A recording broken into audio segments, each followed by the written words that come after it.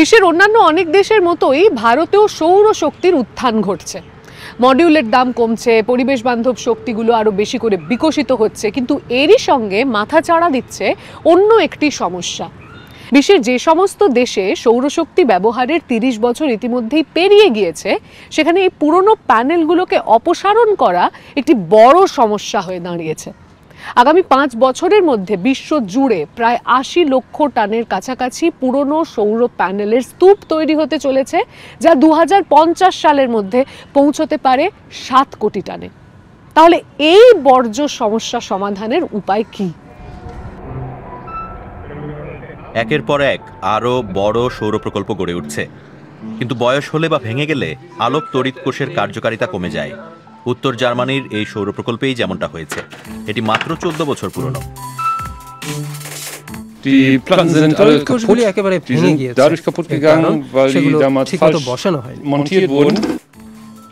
পুরনো ১৬০০টি সৌর প্যানেল বদলাতে হবে। চালনাকারীরা এগুলো বিদেশে পুনর্চক্রায়নের জন্য পাঠাতে পারতেন, কিন্তু তারা তা করেননি।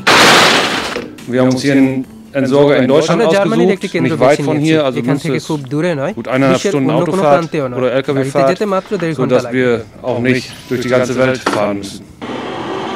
পশ্চিম জার্মানির মুনস্টার শহরের বর্জ্য বিশেষজ্ঞরা আনন্দিত, কারণ আরও বেশি সৌর প্রকল্প চালনাকারী স্থানীয় পুনর্ব্যবহারকারীদের উপর ভরসা রাখছেন। প্যানেলে অনেক দুর্লভ দ্রব্য থাকে, পুনর্চক্রায়ন করলে অনেক শক্তি বাঁচানো সম্ভব। পুনর্চক্রায়িত জিনিস জার্মানিতে রাখা দরকারি, যাতে তার শিল্পে ব্যবহার করতে পারে। প্যানেল রপ্তানি করলে তা অন্য শিল্পের মতোই হবে, আমরা তা হারিয়ে ফেলব। এখানে তাড়াহুড়ো করে বড় পরিকল্পনাকে উপেক্ষা করলে হবে না। পুনরুদ্ধার করা দ্রব্য বা রিসাইক্লেটগুলো খুবই গুরুত্বপূর্ণ হয়ে উঠছে।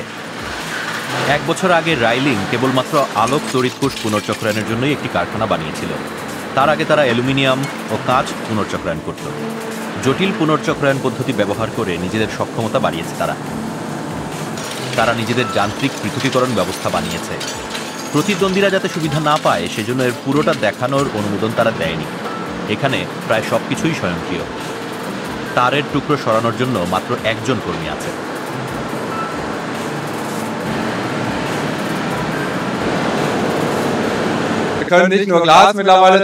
আমরা কাঁচ বা অ্যালুমিনিয়ামে সীমাবদ্ধ নই। আমরা সিলিকন, রূপো বা তামার মতো নানা কিছুর পুনরুদ্ধার করছি। আমরা এই সব কিছু পুনরুদ্ধার করছি। অবশ্যই এতে নানা সমস্যা আছে, সেগুলো সমাধানের জন্য আমরা বিশেষ নজর দিয়েছি। রাইলিং একা নয়, কয়েকশো কিলোমিটার পূর্বে হালেতে ফ্রাউনহফার প্রতিষ্ঠানে বিজ্ঞানীরা মুনস্টারের সিলিকন চূর্ণ নিয়ে পরীক্ষা করছেন। সৌর প্যানেল কিভাবে পুনর্চক্রায়ন করা যায় তা নিয়ে তারা কাজ করছেন। এই উপাদানে সেল বা কোষের অবশিষ্টাংশ অপমাত্রায় অ্যালুমিনিয়াম বা তামার মতো ধাতব দূষক রয়েছে। ফ্রেমের অ্যালুমিনিয়ামও আছে, আমরা তা উদ্ধার করতে চাই। এই পদ্ধতির নির্দিষ্ট কিছু ধাপ যান্ত্রিক, তার মাধ্যমেই বিজ্ঞানীরা এতটা এগোতে পেরেছেন।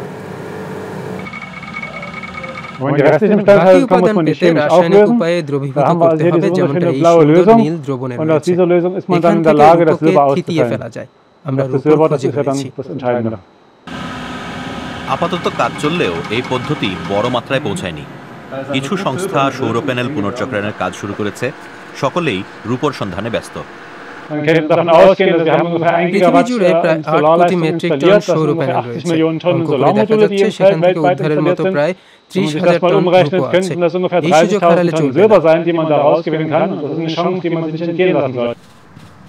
ফ্রাউনহফার প্রতিষ্ঠানের বিজ্ঞানীরা পুরনো সৌর প্যানেল থেকে নতুন প্যানেল বানাতে পেরেছেন, কিন্তু এর খরচ কম নয়। ফ্রাঙ্ক সোবেল বিশ্বাস করেন, কাঁচামাল পুনরুদ্ধার ক্রমেই গুরুত্বপূর্ণ হবে, এমনকি সিলিকন হলেও যা আদতে বালি। সিলিকনের এই রূপা সাধারণ বালি নয়, এটি বিশেষ শুদ্ধতার সিলিকন, বিশেষ শুদ্ধতার সিলিকন অক্সাইড। এর পরিমাণ সীমিত এবং বিশ্বের যোগান ১০ থেকে ১৫ বছরে ফুরিয়ে যাবে। আমাদের বিকল্প দরকার। আলোক তড়িৎ প্যানেলের পুনর্চক্রায়ন নানা কারণে গুরুত্বপূর্ণ। এটা নাগরিক খনন, অর্থাৎ বর্জ্য থেকে উপাদান নিষ্কাশনের কেন্দ্র হয়ে উঠতে পারে। অ্যালুমিনিয়ামের ক্ষেত্রে এটি ভালোভাবে কাজ করছে। কাঁচের ক্ষেত্রেও আলাদা করার পদ্ধতি আরও সুচারু হয়েছে, কাজেই এর গুণমানও বৃদ্ধি পাবে।